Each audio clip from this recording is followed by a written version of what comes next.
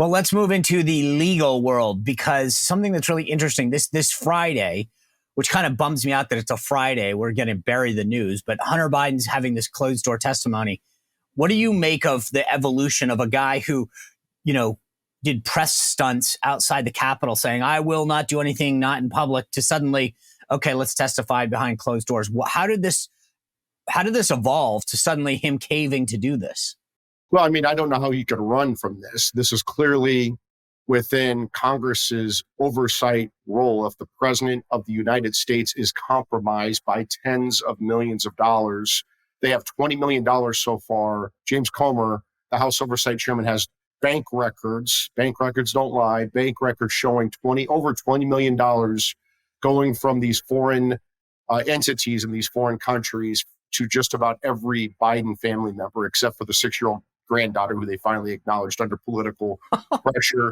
And you have to wonder, what were the Bidens selling for $20 million? Was it Hunter's artwork? Was it Joe Biden's brains? I mean, what the hell were the Bidens selling other than Joe Biden as the brand and public corruption? The thing that blows me away, right, is I know you're joking about this, but you're right. Who was it? Hunter's wife or Jim's kids or whatever? Everyone's getting money. And no one in the media says, doesn't that seem a little fishy that like the kids and everyone else is getting payrolled by these Chinese companies? And no one says, gosh, what's it for? Maybe that's an obvious question. I mean, this is obviously a bribery scheme. It's obviously a foreign corruption scheme. You're dealing with bribery statutes. You're dealing with disclosure statutes. You're dealing with the Foreign Corrupt Practices Act. There is no explanation, no good explanation for why over $20 million went to almost every Biden, right? This is amazing. They're not selling anything. The whole thing to me, I get it's like, sometimes when you're watching a movie and they're joking, they're like, you can see the blood coming from like a door, and they're like, I don't know, maybe that could be an answer, and we should, but it's so blatantly obvious what's going on here. And yet everyone in the media goes, well, there's no evidence. And it's like, what are you talking about? This company is paying them off. And to people who admit that they didn't do anything, and no one seems interested. And yet during the Trump administration, it was like, okay, Don had a coffee at a place where 2 Russian dudes had a coffee the week before. They probably left a note, and that note was there was this attempt to make everything nefarious and horrible. And yet here we have literally a money trail, and everyone's like, yeah, I don't see what you're seeing here. Yeah, remember what the Democrats did to President Trump? It was the Obama administration, the Obama General Services Administration, that leased the old post office building in Washington, D.C., which was a rundown rat hole dump. Yeah. And Trump turned it into one of the best hotels in the world. And the Democrats said that this was somehow corruption, that President Trump got this General Service Administration contract from the Obama administration long before he was president, became the president. Somehow that's corruption. Trump ended up selling his hotel to the Waldorf Astoria for a tremendous profit because he actually built things. He built real estate. He sold real estate. He actually built a real estate empire. What's the Biden's family business? It's corruption. They're selling America's secret. They're selling access to these foreign countries. They're doing this corruptly, illegally. See, I think that they watched Peter Navarro, the DOJ. They're sentencing Peter Navarro for not complying with the January 6th unselect ridiculous committee. And they're sending him to jail. Okay. So tell me if my theory makes any sense to you. And I think what started to happen is that Abby Lowell, who is Hunter Biden's attorney, realized, oh boy, they're sending Peter Navarro to jail for this ridiculous thing on January 6th committee. If we don't comply with an actual legitimate committee in Congress, how's DOJ not going to be able, they're going to have to do something with this. It's going to put Daddy Biden in a very difficult position because he keeps saying, he's publicly said you have to comply with subpoenas. And so how is Joe Biden and his DOJ going to deal with his own son when they were very, very supportive of going after people like Peter Navarro and Steve Bannon?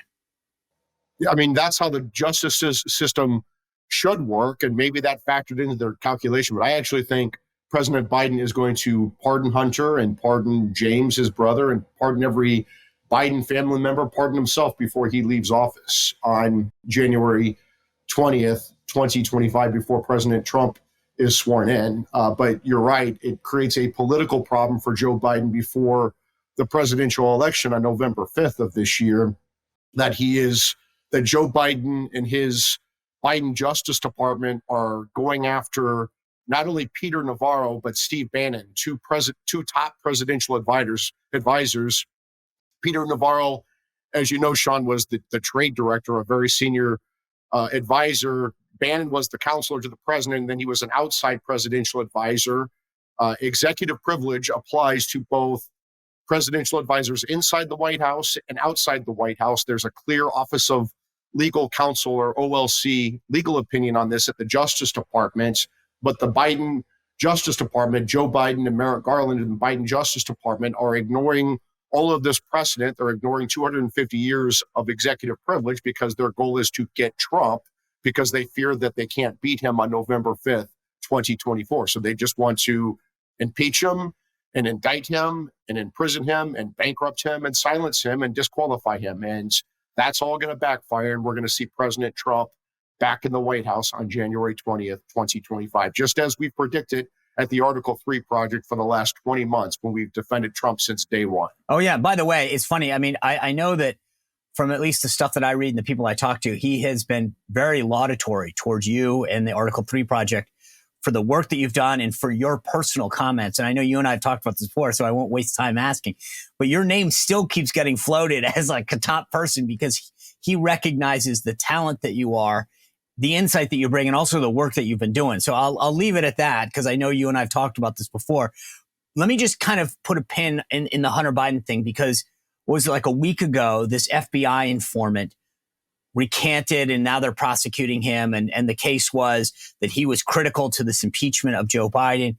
When we think about the Hunter Biden testimony this Friday, how critical is it to making the case for impeachment? Because I didn't see anything bombshell come out of the Jim Biden testimony, which I don't think is crazy to expect because the guy's going to plead the fifth or obfuscate like they've always done. So how important is the testimony this Friday from Hunter Biden to the overall case to impeach Joe Biden? I think it will help, but I don't think it's critical because James Comer has the bank records showing over $20 million going from foreign countries that are opposed to the United States, like China, through their foreign entities, these CCP front groups, to just what seems like every single Biden except for the 6-year-old granddaughter who they finally claimed, right?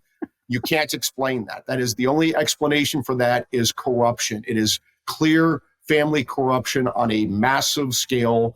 The president of the United States is compromised by these corrupt foreign payments and their cover-up. And you cannot have a compromised president of the United States. And people say, well, he took this money before he's president, so it's not impeachable. That is a stupid argument because that would mean you could not get rid of a compromised president of the United States based upon taking foreign bribes and other corruption before he became president.